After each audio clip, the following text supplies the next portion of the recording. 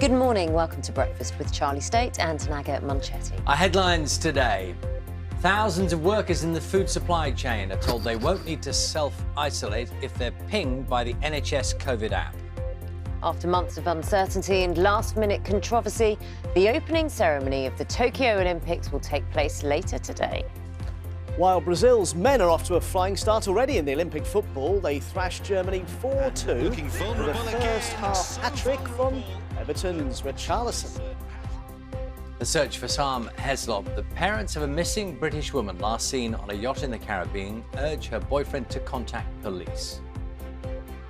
And a big boost for British tourism. New figures suggest that we're set to spend billions on holidays here in the UK. And it's places like this, the beautiful North Wales coastline that's set to receive the most visitors. I'm here at the Victorian seaside resort of Llandudno to discover what's on offer.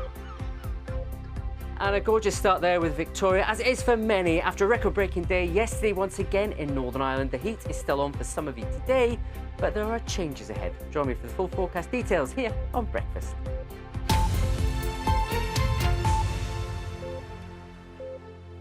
Good morning, it's Friday the 23rd of July. Our main story today. From today, thousands of workers in the food supply chain could avoid self-isolation when they're pinged by the NHS COVID app. Staff at key sites will instead take daily tests so they can continue to work in an effort to keep supermarket shelves stocked. Our business correspondent Theo Leggett has this report. Empty supermarket shelves. Pictures like these revive memories of panic buying and shortages seen at the start of the pandemic and prompted the government to take action.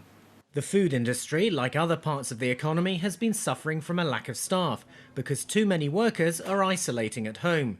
Here's the problem. If you're contacted by Test and Trace or pinged by the app, you're meant to self-isolate for 10 days. But as infection rates rise, too many people are absent from work.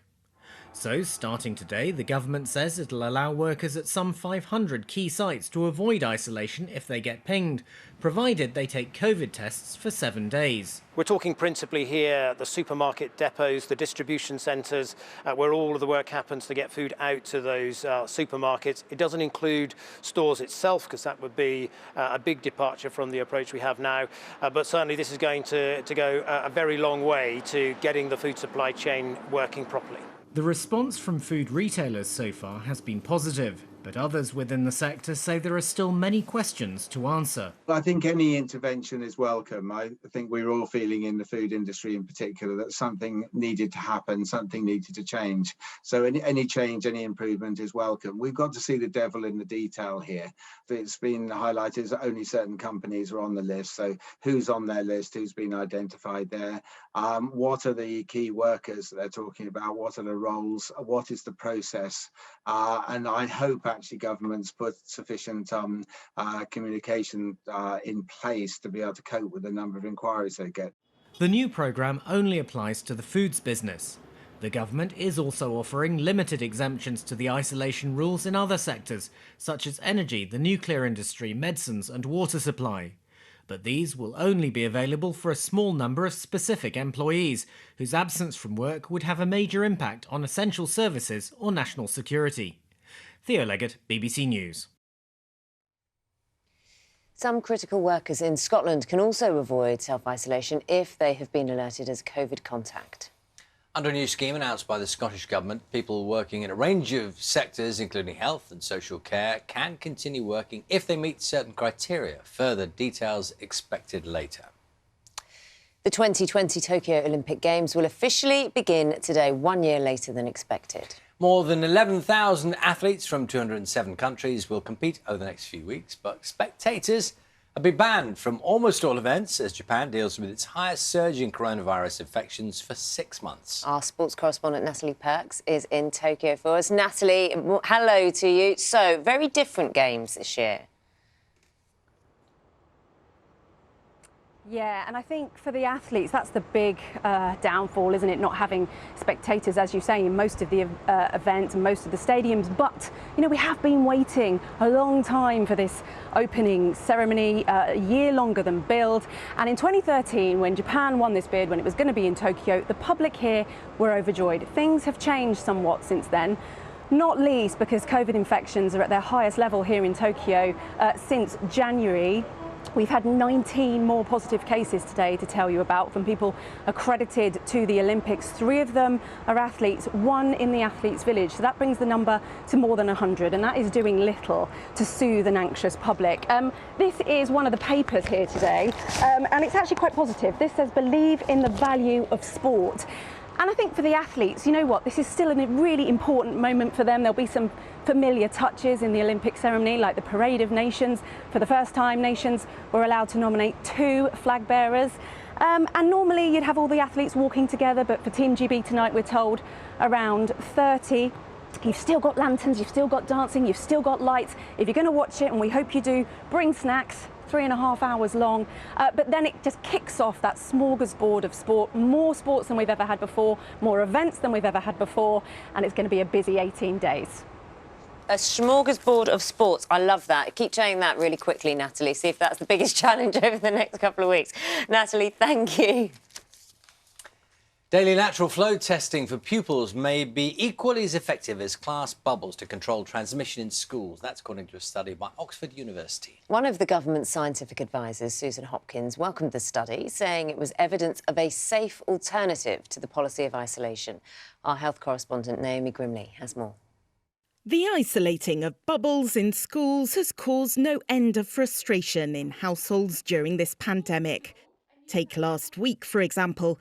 The Department for Education says that on the 15th of July, over 1 million state school pupils in England did not attend class for COVID-19 related reasons. Of those, more than 930,000 were self-isolating due to a possible contact with a COVID case. But a new study by Oxford University suggests daily testing is a safe alternative to isolating contacts. Researchers followed pupils and staff in more than 200 schools. In half, the close contacts of positive cases had to isolate for 10 days. In the other half, however, close contacts of positive cases were offered supervised daily tests at school over 7 days and allowed to carry on as normal if they were negative. So I think the results of this study are really reassuring for parents as well as for students and for teachers. What we see here is that for people in schools and colleges, the chance of getting infected with COVID-19 when there's been a case in the school or college is low. It's less than 2%, 1 in 50. What we also see is that DCT is able to pick up those people who are most infectious, even when they don't have symptoms. I'm really confident that what this study shows us is that daily testing of contacts is a safe thing to do in schools and colleges.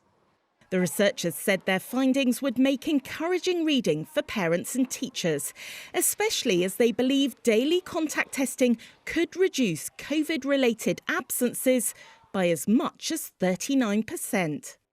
Naomi Grimley, BBC News. The government's plans to end the extra universal credit payment would be the biggest overnight reduction in the basic rate of social security since the creation of the welfare state. That's according to the Joseph Rowntree Foundation. The government introduced a £20 a week uplift to the basic entitlement at the start of the pandemic, but that is due to end in October. Our political correspondent Nick Eardley has more. For many families, the pandemic has been a time of unprecedented challenges. The government added £20 a week to universal credit payments last March. It was a big increase, but it was temporary, and the uplift is due to come to an end in October. I'm Anthony. I'm a father of 2. I became redundant just before the lockdown due to ill health. Anthony says the end of the extra money will mean some tough choices.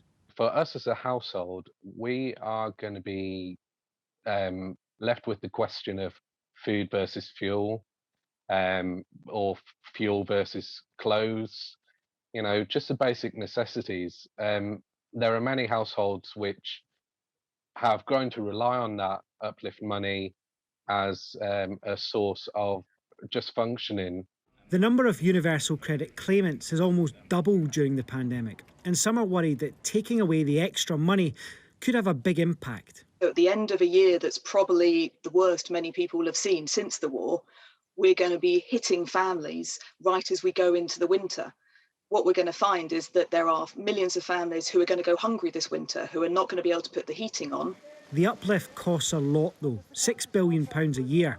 In here, the Treasury, the government is trying to bring spending down after the unprecedented emergency measures of the pandemic. Ministers say the £20 a week extra was always due to come to an end. A government spokesperson said, "Our focus now is on our multi-billion-pound plan for jobs, which will support people in the long term." Some MPs are worried though, including many Conservatives, and they intend to put pressure on the government for a rethink. Nick Earley, BBC News.